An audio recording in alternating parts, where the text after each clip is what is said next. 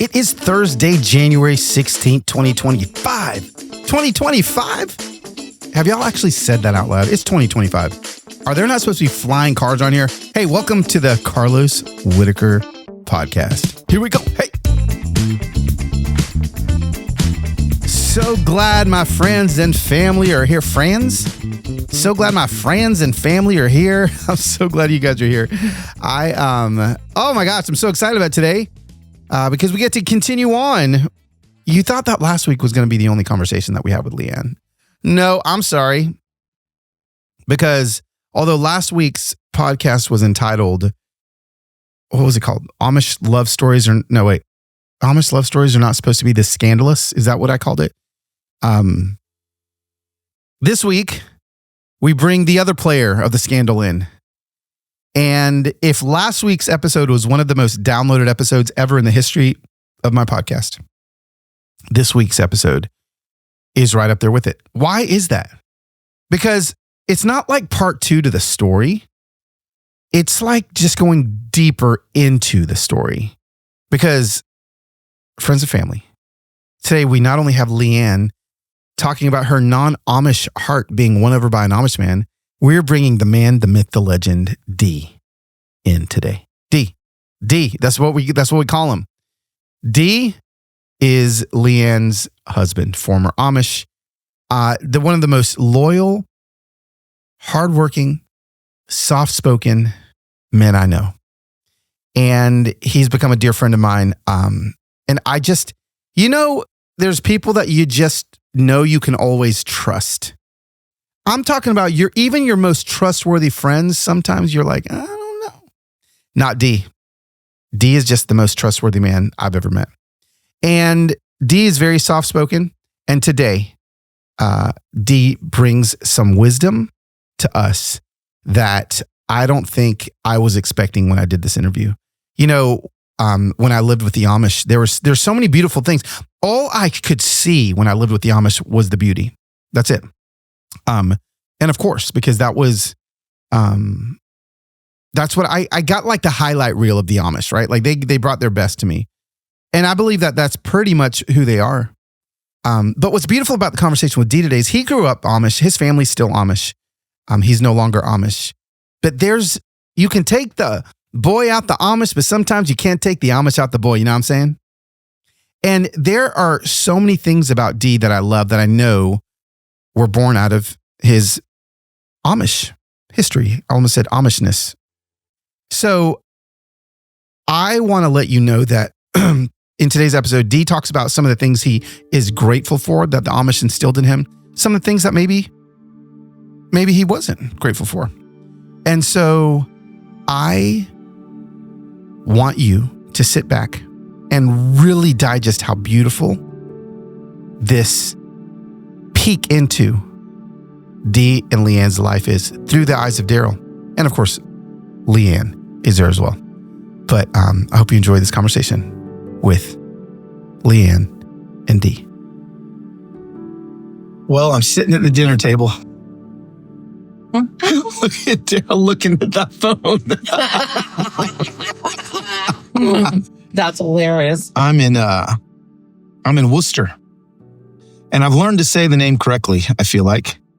Because I feel like for 2 years of my life, I've called it Worcester. And everybody corrects me. Would you say that's correct, Leanne? I say you can pronounce it any way you want, Carlos. We're just glad you're here. You can say Worcester or Worcester, but it is Worcester. Okay, Daryl, is it Worcester or is it Worcester? And how did you grow up saying it? Worcester. Worcester. I feel like that's in between what I just said. It's a little bit of both. Yeah. It's got that little Pennsylvania Dutch accent. Yeah, Worcester. Yeah, Worcester. And so when I think of it, I think of like, so I kind of say Worcester, Yeah. I'm in Worcester, Ohio. I'm going to laugh every time I say it, with Dee and Leanne. And fortunately for all of us, this is part 2 of a podcast that came out over a year ago. Maybe the most popular podcast in like a 6-month window. Wow. And I think, what did I call it? Something about an Amish scandal. Yes. I said, Amish love stories aren't supposed to be this scandalous. Yes. Part two. Good. Part two. So my question, my question is, after Leanne, I'll just ask you first. After you put the podcast out and people are listening to it, and again, it's the love story, Dee and Leanne's love story, and you cried a couple times. Did. She cried. Can you believe she cried, Dee? Mm-hmm. Yeah. Did she cry a lot? Sometimes. Yeah. Misty-eyed. Yeah. Right. Has she always been the crier in the relationship? Yes. Do either of your boys? Let's go here. Which boy is who? Which boy is Dee and which boy is Lee? They're a good combination of both of us, but I would say Joey, our youngest, is very emotionally charged like I am. And Teddy is more of a thinker, learner, a little more laid back, a little more quiet in his thought, in the way he communicates. So I would say our oldest leans more toward being like Daryl and Joey. Yeah. Daryl's is the reason sometimes Joey scares me is because I'm looking in the mirror, I'm looking at myself. That's awesome. Yeah, that's good. So back to the love story. And how long have you guys been married? Going to be 31 years. 31 years. Now, here's a question. You can think about it, Daryl. You can think about it, Leanne. 33 years. I would say that you two... 31. It'll be 30. Sorry, 31 years. I don't want to add 2 more years. You still got 2 more years to go. Okay. I don't want to give you 2 years. Okay. I want, people would look at you, to me, and think, okay, they don't go together. Daryl is just stoic. Doesn't mix his words. Doesn't say words he doesn't mean. Leanne says a lot of words she doesn't mean.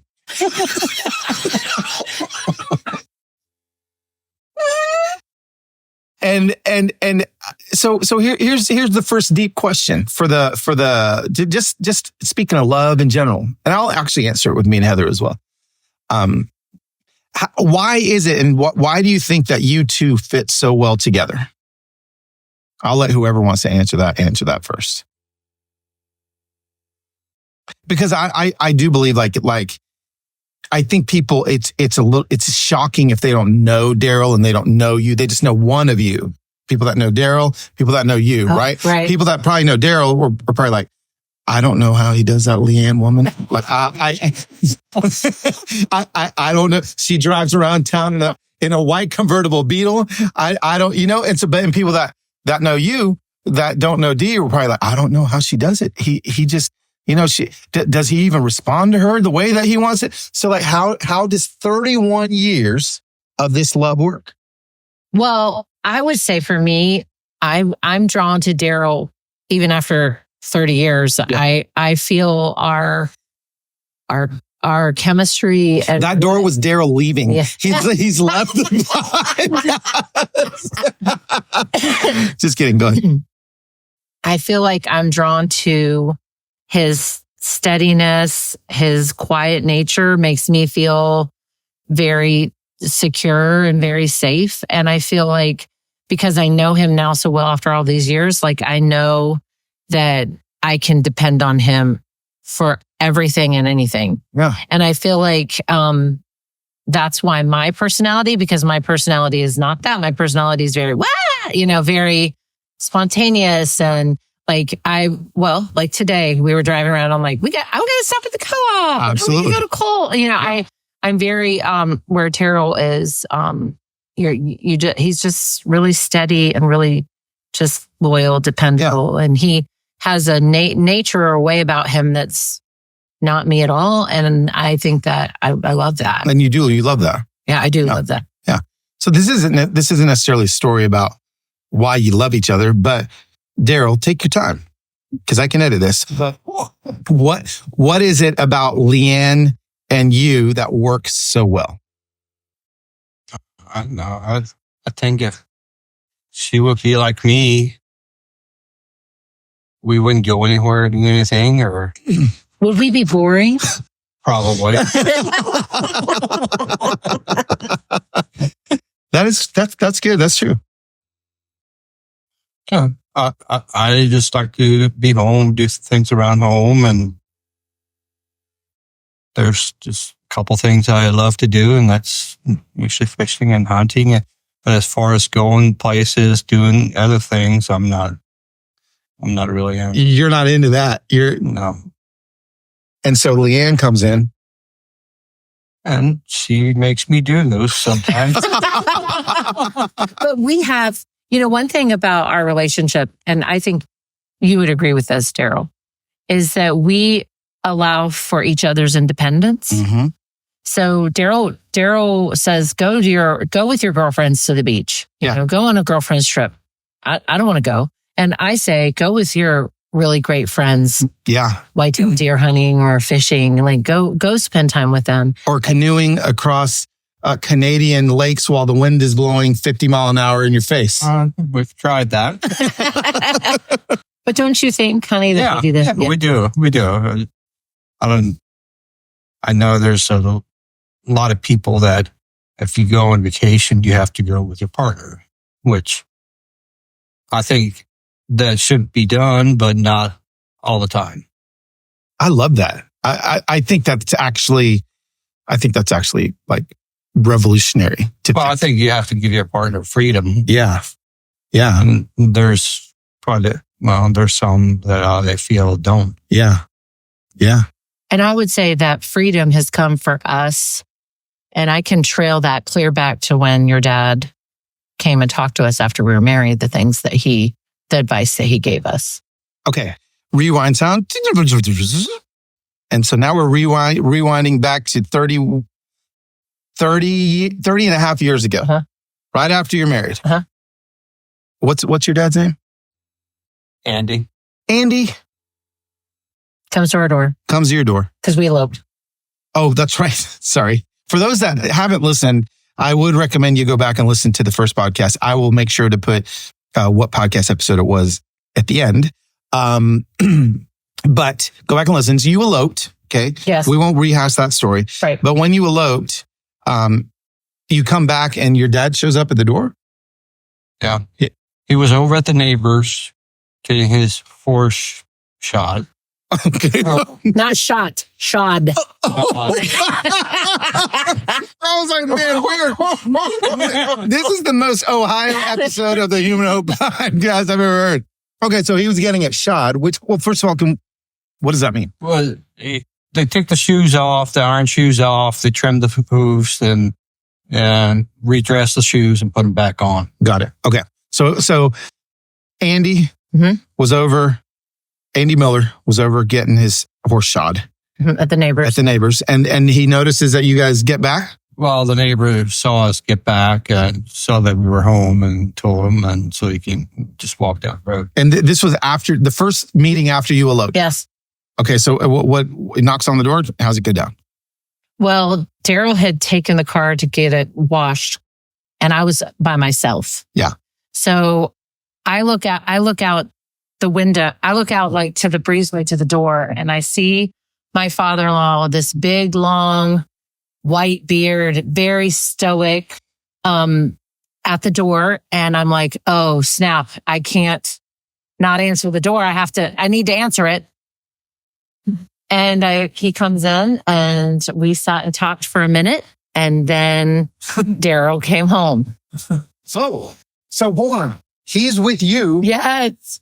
This girl that elopes with his son alone before Daryl comes. Yes. And I remember saying to him, I was just telling Daryl, I hope that you like me.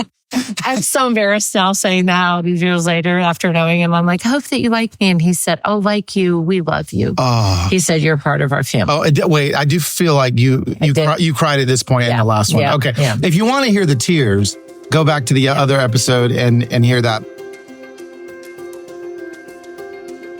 Y'all know those vitamins that your parents used to give you back in the 80s? Now, some of you guys weren't even alive in the 80s, but if you were a kid in the 80s, y'all know what we're talking about? I mean, I'm not going to tell you what vitamins I'm talking about, but you know They basically were candy in disguise. I loved them because it was candy. They were literally filled with 2 teaspoons of sugar, all kinds of unhealthy chemicals and other gummy additives that a growing kid like me with my little cute afro should never have to eat. That's why Hiya was created, a superpowered chewable vitamin. Chewable. So listen, while so many kids' vitamins are filled with 5 grams of sugar, which is known to contribute to all kinds of health issues, Hiya has 0 sugar and 0 gummy additives. It's formulated with the help of pediatricians and nutritional experts. Hiya is pressed with a blend of, get this, 12 organic fruits and veggies, and then supercharged with 15 essential vitamins and minerals, including vitamin D, B12, C, zinc, folate, and many others. So listen, I need you to know that they actually ship this to your door. So it's one less thing you got to think about in your busy parenting life. So I want to let you, this is a question I want to ask you. Like, are you tired of battling with your kids to eat their greens? Listen, Hiya now has Kids Daily Greens plus Superfoods, a chocolate flavored greens powder designed specifically for kids, packed with, 55 plus whole food ingredients to support brain power, development, and digestion. All you gotta do is scoop it, shake it, sip it with milk or non-dairy beverage for a delicious and nutritious boost your kids will actually enjoy. We've worked out a special deal with Hiya for their best-selling children's vitamin. Receive 50% off your first order. To claim this deal, you must go to hiyahealth.com/humanhope. This deal is not available on the regular website. Please go to hiyahealth.com/humanhope and get your kids the full body nourishment they need to grow into healthy adults. Well, I think this goes back to what we were talking about before. What did he say? Like what? Well, I'll let Daryl say. Yeah, Daryl. What did your dad say? When your dad gave us advice about marriage. I'm not sure. You don't remember? Not really. Yes, you do. This is my favorite part of marriage conversations. He said the 2 most important things. This trust. One was trust. And the other one was respect. Okay. He said to always love and respect one another. And that trust is, earned. And it can be taken away quickly. And that to build trust. And I think that's why we have the freedom we have in our marriage, is because we really trust one another and we really respect one another. And, I will say that both of us, when we talk about the opposite one to people or around people, like I think it's apparent that we do respect one another. Yeah. I'm not ever going to say anything disparaging about Daryl to our kids or in front of people, because he has really earned my respect and my trust. Yeah. Trust. And that trust takes a long time to build and a short time to tear down. Yeah. So he basically just said a few things about trust and respect. And I've never forgotten that, because I feel like those are things that are really instilled in Daryl because of how he was raised. Yeah. I mean, his parents they said those things, but they really showed him those things. Yeah. They lived that way. Yeah. No, I love that. People could turn the podcast off right now and just the trust and respect piece. And it's just like, wow, do you have trust in your relationship? And if you don't, it's not going to last. It just isn't, it's not going to last. And it does seem very cyclical to me. Like the respect leads to trust, which leads to respect, which leads to trust, which leads to respect. It's this. Mm-hmm. Yes. It's the same. It's almost the same. Yeah. They hold hands. Yeah. And then if you trust someone and you respect someone, you're automatically going to exercise love toward that person. Yeah. So people will tease me about packing Daryl's lunch bucket every night. You do. Let me go ahead and tell this. Like every time I've been here many times, Daryl walks up the stairs, and as he's walking up, you say, "Okay, Daryl, you're in the fridge is going to be your this, and then at this is going to be this, and then because you may not go to bed till 2 a.m. sometimes. Oh yeah, I'm a night owl. Yeah. But while he's sleeping for 4 hours, at some point you get his lunch ready. I do. And in a world where to be honest, there's such a need for to be individualistic and not take care of other people, just take care of yourself. Tell us a little bit about why you do that. Well, I don't think it takes away from my womanhood or my confidence or my strength as a woman at all. No. I do it because it's a way that I love him well. Yeah. It's a way that I exercise showing how much I love him because I respect him and I trust him. Yeah. And I think that, for me, I feel like we can say we love the people in our life, but I think to exercise that, like, how do you exercise that? How do you show those people in your life that you love them? Yeah. Like for Daryl isn't super talkative, but one thing he does, like when our boys come home, that he'll take their cars, he'll have them washed and he'll fill up their tanks. And he does things to show, his love, trust, and respect for them. And the lunch bucket is just, if people tease me about it, I'll just say, it has nothing to do with me being like the subservient woman, in some kind of weak way. It actually is the opposite. It's a way that I can love him well. Daryl, first of all, this dog, I've never seen the dog want to play with anything. And right now we're recording the podcast and your dog Finn wants to be in on the podcast. Yeah. If I do remote TV segments from the kitchen, I do cooking segments, he pulls the toys out. Like, when to be a man? I'm like, where, what? He just wants his moment. Yeah, that's fine. So that's him clicking around. Daryl, what's your lunch bucket for Leanne? Oh. What about that question? What's you? And again, I mean, I don't care. It could be giving her a wink like you give her a wink every day. But what's your lunch bucket thing that you do for Leanne? Doesn't have to be every day, but what's something that you do that she feels love? I don't know. Probably clean the kitchen sometimes, or if she's doing cooking segments and I'm home or cooking. Not always, but sometimes I try and give up. Part of your upbringing and part of the Amish culture even is it is hard for him to say something that would appear like he's bragging on himself. Yeah. So for him to even share that, it feels like huge because normally you wouldn't talk about yourself in a non-humble way, bragging or in a way that he would say things he does. I can list so many things he does for me. Well, when I asked the question, what's that? He feed the pigs. Pigs. Yeah. Yep. He'll feed the pigs, especially on Sunday mornings. He'll go out and feed the pigs, and he'll unload the dishwasher like without me even realizing it until like. And when you're doing the cooking segments, D walks and when you're whatever, I don't know how that all works. She's cooking for a bunch of people. Oh yes! Oh my goodness! Yes. She can make a mess in the kitchen. Under his breath. Hold on. So she can make a mess in the kitchen, and so even if it's guests or whatever, you show her love by going in there. Oh, he does it soon. Why are you trying to take the words out of his mouth? He's got a few of them, so don't steal them from Daryl. And you feel loved. Oh, he doesn't even say anything.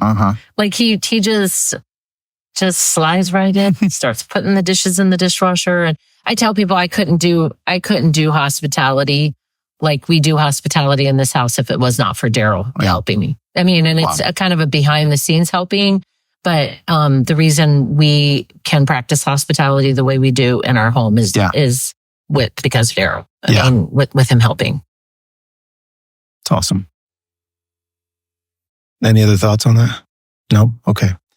Okay, so let's do this.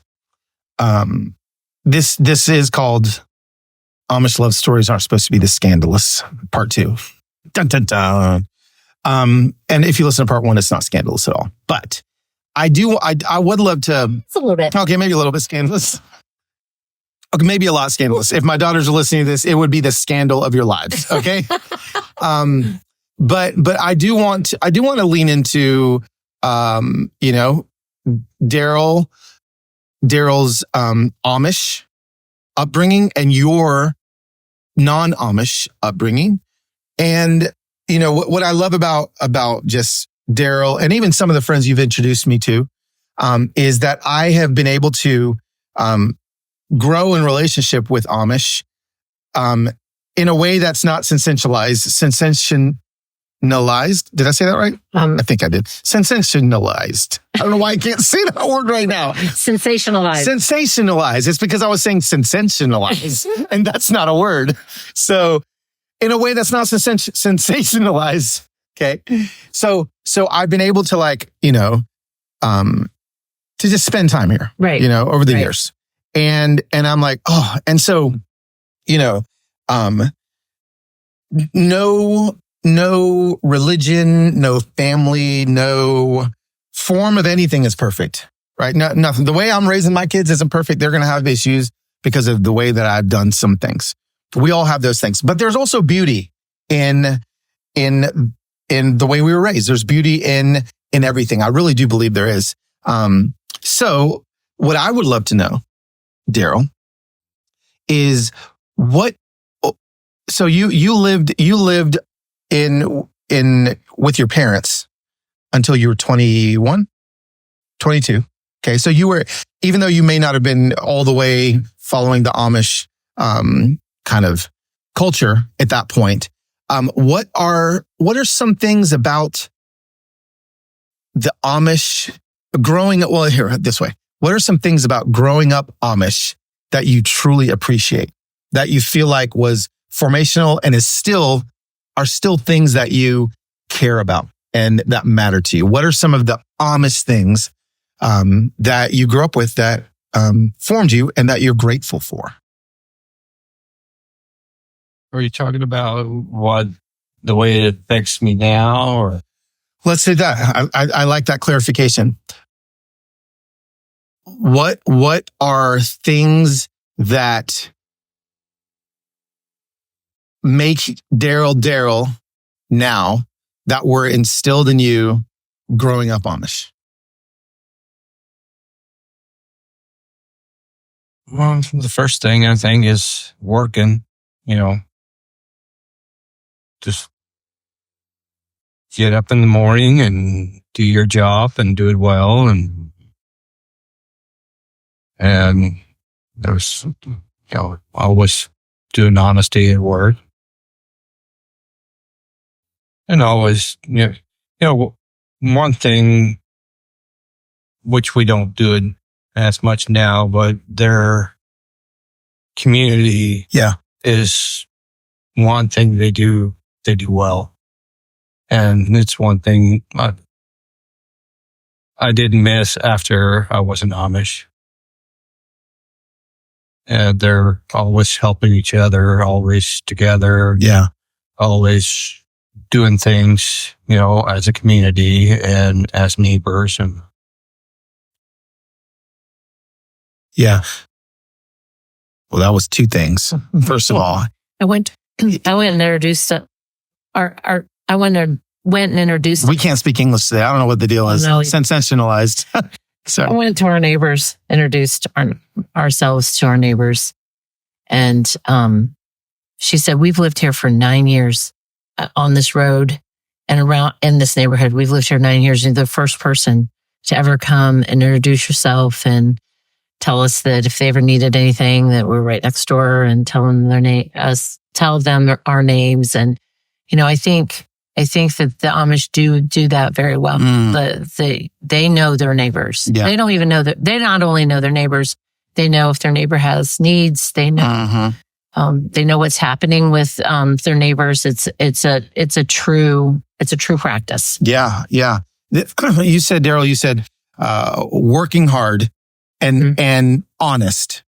The honest, hard work day after day after day is just not. It's just not something that is. I think people strive for anymore. Like I feel like Like, because the word honest is what I really want to sit on for a second. Like, when you say honest, what do you mean by honest? What's he doing? Is he like totally drinking? Okay, that's fine. He's done. He's done. Like an honest day at work. Yeah. What does that mean? It's like you go to work and do the best you can do. Yeah. And not try and cut corners, push work on somebody else, or just kind of lag around work. You go, you put effort in, you try and do the best you can do. I love that. That is honest. And I think I think for people that are listening to this, I think we've forgotten the meaning when somebody says, because that's a saying, when somebody says, oh, an honest Day at work. an honest day at work, an honest day at work for anyone that's listening to this. Like, how can you, that doesn't mean you're not lying. See, because I think we would take that and we would redefine that phrase as like, oh, an honest day at work is just being honest at work. No, it's actually being honest to yourself and your employer that you are going to do your best every single day. And to the task at hand.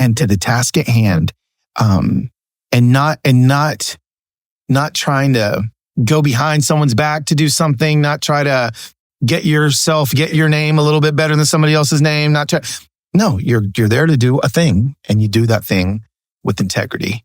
And then the second thing you said is community. And you talked about how, growing up that, and that's something that maybe people don't do as well anymore, that outside the Amish, the Amish world is, would you say, Leanne, that you would say the same thing? Oh, I think outside Amish world, the term self-care is a big thing right now. And, I think that we have grown accustomed to being very selfish with our time. And in some ways that's good if we're making our family our priority and we're doing things at home with our kids. And, we're making the front porch, a front porch you want to sit on and enjoy your coffee. Those things are great. But I think that we have lost the art, the exercise, and the generosity of our time to give it to other people without the expectation that we're going to get something back. Oh, that's good. Yeah, no, that's good. Okay, so here's the opposite question. Ready? So the opposite question is, what do you appreciate now that you are not Amish? That you're like, oh, you know what? But I'm just so grateful that I can do this now that you weren't able to do growing up Amish. Well, what are some things that you're like, yeah, this is better for me. This is definitely better for me. And then I'll let you answer that too. Oh, for me, it's probably vehicle. 4 wheels. Vehicles, and I like the air conditioner. Yeah. Especially in the summertime. Yes. Vehicle and air conditioning. Those are like practical things that are just, and so like I need people to hear this. The first 2 things you said, and I'm sure there could, if I gave Daryl 24 hours to think about anything, he's going to give me something. But in the 20 seconds that you thought about it, or even 10, like, it wasn't, I love that the answer wasn't like this like deep, intrinsic thing that was wrong with the way you were raised. It was like, no, like, man, things are really good, especially if I could add a vehicle and air conditioning, right? Right. Yeah. I love that. But, then too, sometimes if you have vehicles, they might be going off doing other things and not helping their neighbor, not being equal or being together as much. I think that's one of the reasons they don't have vehicles, is so they're not always running off somewhere else and not helping each other. Boom. I need everyone to feel the weight of that, because that I felt that way too. Right? So it's like, vehicle, helpful. I get to travel somewhere else or a little farther to do the things I need to do in order to do whatever.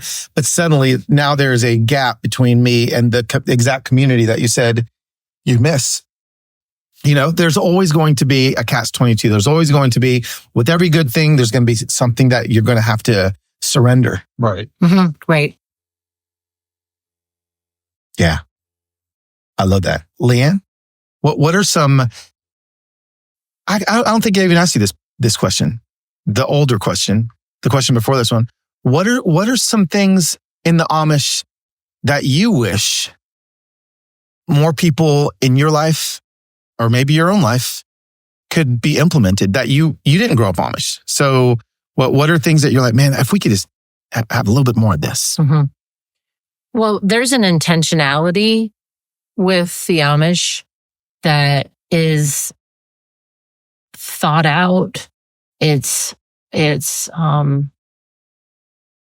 when you go to their house for, even if it's for cake and ice cream, they have planned for you to be there. It's really something that I've tried to learn from and tried to exercise in our own home. That I want people to feel like I've intentionally prepared for them to be here. And, you do a great job at that, by the way. Yeah, and they model that well.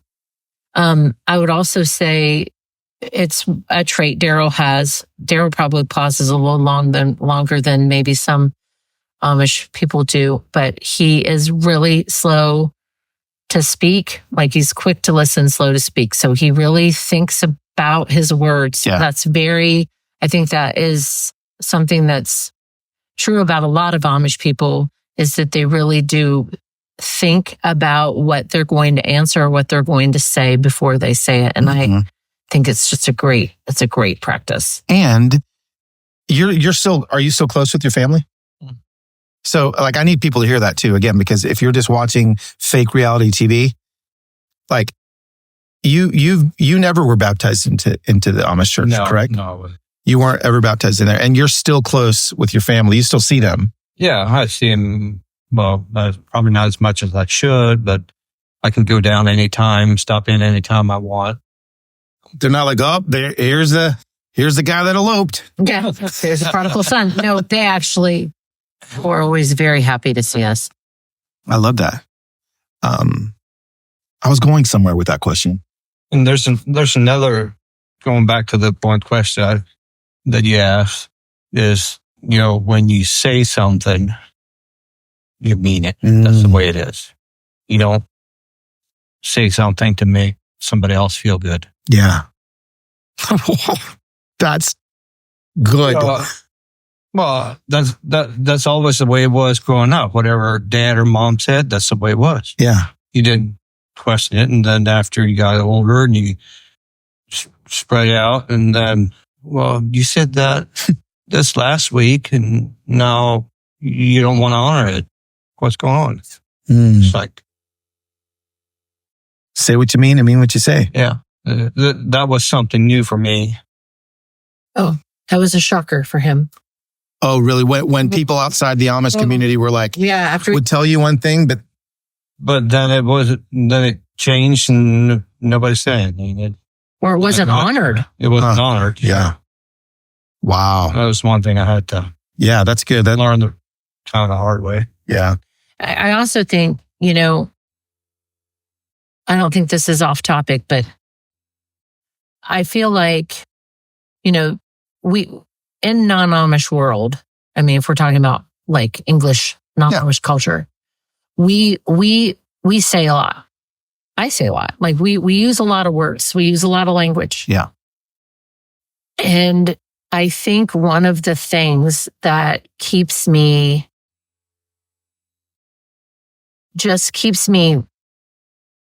I don't even want to use the word all because that sounds cheesy, but it keeps me so respectful of Daryl.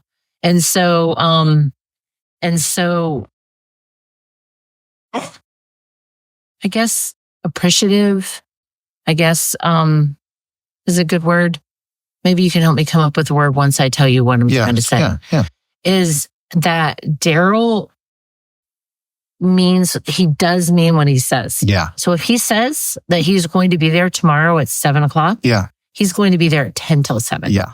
If he says we are going to work on this project this weekend, we are going to work on that project this weekend. Right. He doesn't he doesn't use a lot of words and not back them up. Right. He backs up everything he says. Yeah.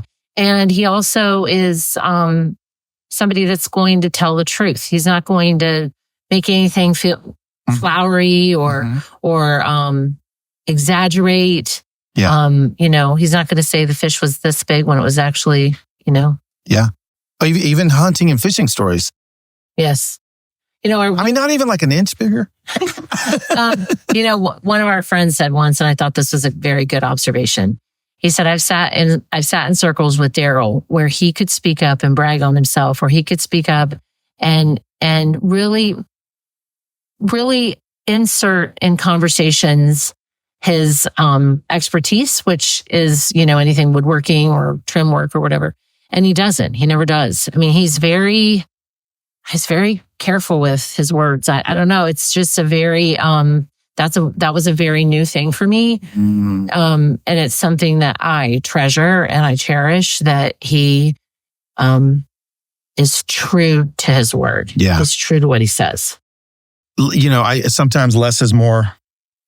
A lot of times less is more. I've spent, the last few weeks not really on my phone, around a lot of people that don't speak a lot. To be honest with you, like I've been spending time with people that aren't like me, basically. And I have learned, oh my gosh, just the value of a word. Right. And the value of every sentence. Do you, Daryl? I wonder, this just came to me, this question, but before you say something, when you think, because I like to watch your eyes think when you think before you're going to answer a question or say something, are you thinking about the weight of everything you say? Does that make sense? Yeah, I try to. I want to make sure, it's the right thing to say or truth, and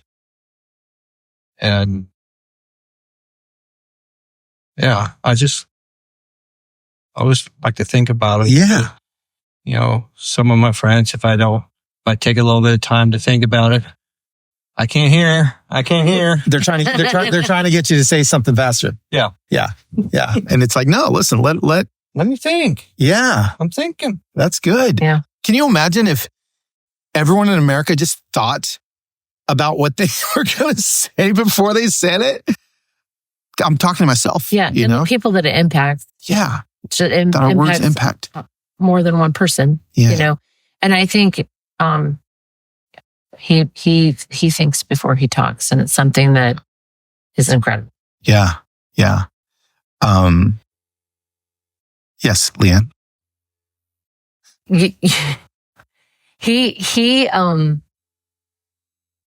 He will. So if I'm upset about something, yeah. So say somebody said something or did something, or I read something on Facebook that was ridiculous or whatever, right? And I am like charged about it. He's doing the little hand motion. I'm talking. Yeah, talk. Yeah, I'm talking about talking and fussing. Yeah, talking and fussing. And I'll say, "What do you think?" And he will very patiently and very methodically say, well, if you think about it from their perspective, and he'll give a different perspective, or he'll give if you think about it from, okay, Heather, oh my gosh, that's what she does to me. Yeah. If you think about it from there, and it's like, when people say they talk you off a ledge or whatever, it's like he takes all of the energy that all the energy that I'm expending on like being upset about something, and he brings it back to what's real. Yeah. Because a lot of times, we get so charged up with emotion that we can actually start making it a bigger thing that it actually is. Yeah. So he'll bring it back to actually the size that it is, and say, or he'll say, this is his favorite thing to say, you know what? It's not that big a deal. And that's on them and not on you. And if they want to say all that, or they want to do all that, that's theirs. Yeah. It's not ours. And that has been so great for me. That's been...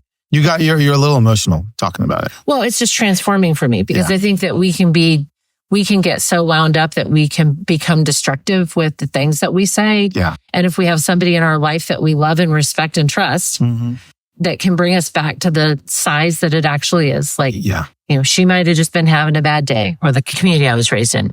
And I was raised in Christian community specifically, but also even the greater community around me, is that there is a level of contentment.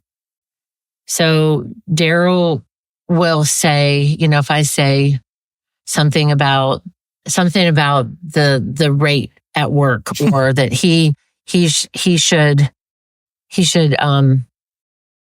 ask for a higher rate for what he does, because he's so skilled. An artist. Yeah. And he'll say, "Oh no, I'm happy. I mean, I have enough. How much more do we need? We don't need." And there's a level of contentment that is, I think, been even passed on to our boys, that they've watched their dad, just be content. There's a word. Yeah. And I think contentment, we can throw that word out, but what does it actually, how's it translate? And for me, it translates like you are at peace with who you are and what you have. And you're not chasing after something that is fleeting or not real. Yeah. It's like there's nothing wrong with dreams. There's nothing wrong with wanting to build a business. There's nothing wrong with, but at what point is enough? Well, that point is if you have to sacrifice too much for your family and your community. Yeah. If you're always working or always off trying to make more money, make more money. Yeah. At that point, there it is. That seems like a very clear line. It's just like, if you're working more than you're able to pour in your family, then it's probably too much. Right. Yeah. There are, I would say there's Amish like that. But the majority aren't that way. Yeah. Well, yeah, there's going to be, and again, speaking of, I know there's people that have to work 3 jobs in order to pay the bills, in order to have, I know that there's situations where that has to happen, but we're not talking here. I'm not talking about survival here, which I know a lot of us find ourselves in this situation where we have to survive. So we've got to do a lot of things.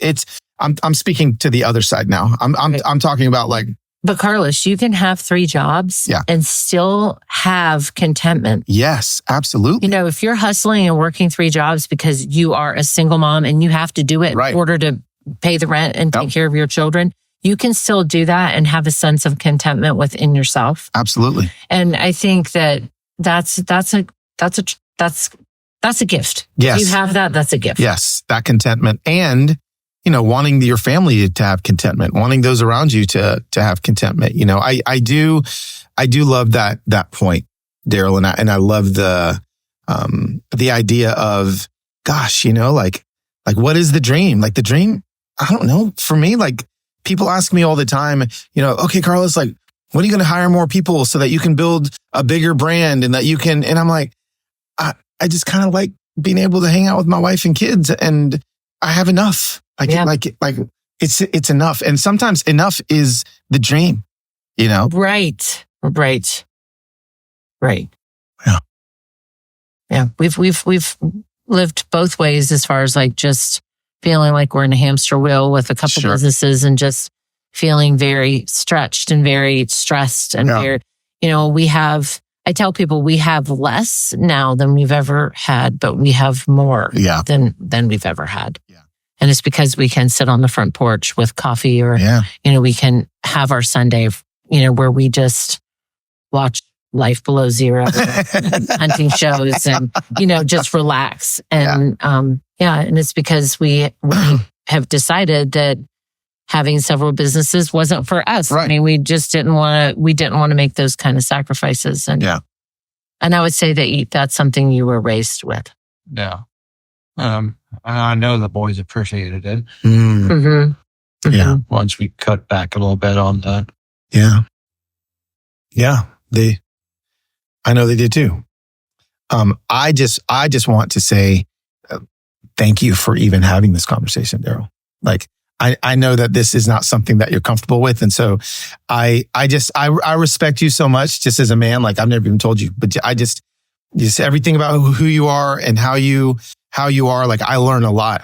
And so you don't have to say a lot of words to be teaching people. So thank you thanks for saying yes. And then actually sitting here and doing it. Because I asked you a couple hours ago and I was like, well, he didn't say no.